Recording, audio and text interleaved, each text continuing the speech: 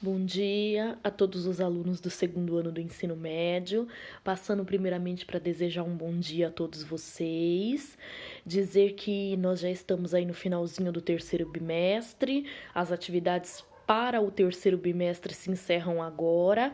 Acredito que esta que eu vou corrigir hoje é a última atividade para fechamento do terceiro bimestre, e as demais atividades que eu for aplicando para vocês vai ficar para o quarto e último bimestre do ano, né? Eu havia deixado para vocês uma comanda de atividade com apenas 2 questões, com temas força de interação nos compostos iônicos. Apenas 2 questões, porque é um assunto que não tem muito o que se estender. Antes de eu fazer a correção das 2 questões com vocês, eu queria só relembrar um pouquinho com vocês que eu trabalhei com vocês nas aulas anteriores 3 tipos de ligações químicas. Trabalhei a ligação iônica, ligação covalente e ligação metálica. Fizemos até alguns exercícios sobre esses 3 tipos de ligações. Essa comanda de atividade que eu deixei hoje para vocês, que eu havia deixado, desculpa, semana passada para vocês, e eu vou corrigir hoje, ela enfatiza a ligação iônica. Então, hoje nós vamos entender um pouquinho, investigar um pouquinho da ligação iônica. Primeiro, eu vou relembrar vocês o que é a ligação iônica. A ligação iônica, ela é uma ligação que ocorre entre um metal e um não metal. Lembrando que o metal está do lado esquerdo da tabela periódica e ele então é mais eletropositivo. E o não metal está do lado direito da tabela periódica, é mais eletronegativo. Ou seja, a ligação iônica ela ocorre entre um átomo com cargas positivas e um átomo com cargas negativas. Ou seja, ocorre aí uma atração entre os 2 átomos, porque é como diz o ditado, os opostos se atraem. Então a carga positiva do metal vai se atrair com a carga negativa do não metal. É onde ocorre a ligação. Então a primeira questão que eu havia deixado para vocês era para vocês falarem alguma das características dos compostos iônicos. A primeira delas é essa atração forte que acontece. É uma ligação forte, difícil de ser rompida, difícil de ser quebrada, porque ocorre entre um metal e um não metal. Uma carga positiva com uma carga negativa, aonde eles se ligam fortemente. Então é uma ligação muito difícil de ser rompida.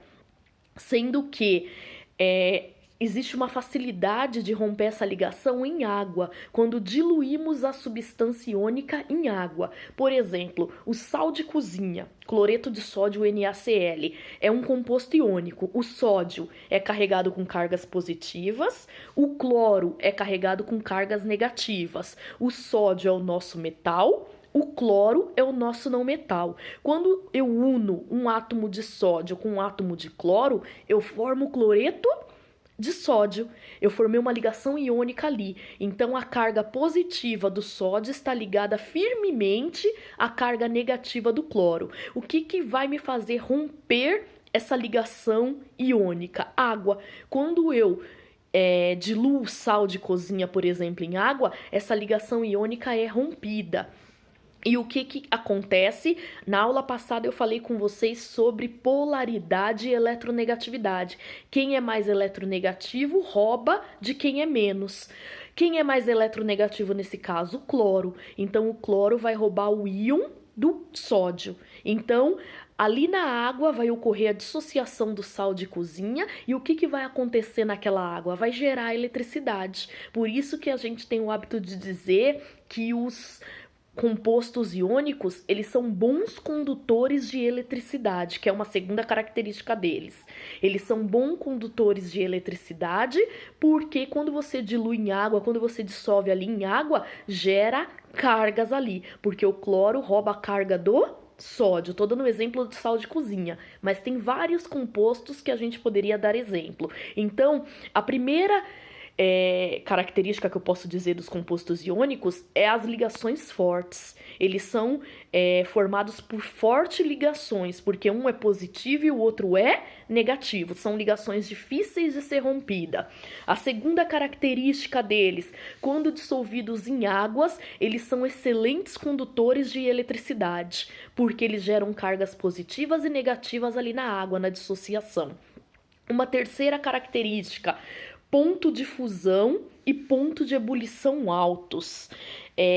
Para eu poder separar esses dois átomos, que eu dei o exemplo do sal de cozinha, para eu poder romper uma ligação iônica, separar dois átomos na ligação iônica, eu tenho que ou dissociar em água ou fornecer muito calor, muita energia. Por quê? É uma ligação difícil de ser rompida, porque eles estão ligados fortemente. Então, o ponto de fusão e o ponto de ebulição é muito alto. O que é o ponto de fusão? Derreter, fundir. O que é ebulição? Evaporar. Eu preciso fornecer muito, mas muito calor, muita energia para que isso ocorra, porque senão eu não vou conseguir romper essa ligação, porque eles estão ligados fortemente. Então, uma terceira característica dos compostos iônicos é o ponto de fusão e o ponto de ebulição elevado. Você não vai conseguir com facilidade fundir um composto iônico ou então fazer com que ele entre em ebulição. É mais fácil você dissociar em água do que você conseguir fundir ou fazer ele entrar em ebulição, porque você precisa fornecer muito calor para que isso ocorra.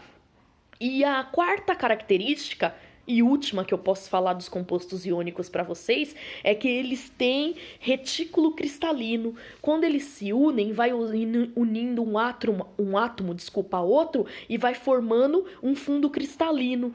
Os cristais normalmente são compostos iônicos. Quando você pega lá o grãozinho do sal de cozinha, do cloreto de sódio, ele é um cristal. Por quê? O retículo dele forma um cristal, vai se ligando um ao outro, o átomo de cloro com o de sódio, um de cloro com o de sódio, vai formando como se fosse uma teia de aranha. Ali forma um retículo cristalino. O centro dele é o formato de um cristal. Então, todos os compostos iônicos têm um retículo cristalino. E é isso que faz gerar essa força e essa dificuldade de romper essa ligação. É como se fosse uma costura, vai costurando um no outro. Um vai se ligando ao outro, um átomo positivo com negativo, um positivo com negativo. Quando você vê, forma como se fosse uma teia de aranha. Eu deixei um vídeo para vocês e lá ele mostra no vídeo do YouTube como que fica o retículo cristalino de um composto iônico. Eles ficam ligados entre eles, parece uma costura e ali se torna cada vez mais difícil de ser rompido. Então eles têm um retículo cristalino que dificulta o rompimento. Eles têm um ponto de fusão e ebulição elevado por conta desse retículo cristalino e eles, quando dissolvidos em água, dissociados em água, eles são bons condutores de eletricidades. Então, essas são algumas das características principais dos compostos iônicos que podemos citar aqui, tá? Lembrando que um composto iônico é sempre a ligação de um metal com não metal. O metal sempre terá íons positivos e o não metal íons negativos. Por esse motivo, eles se atraem e formam a ligação iônica. Espero que essa primeira questão tenha ficado claro para todos vocês, tá bom?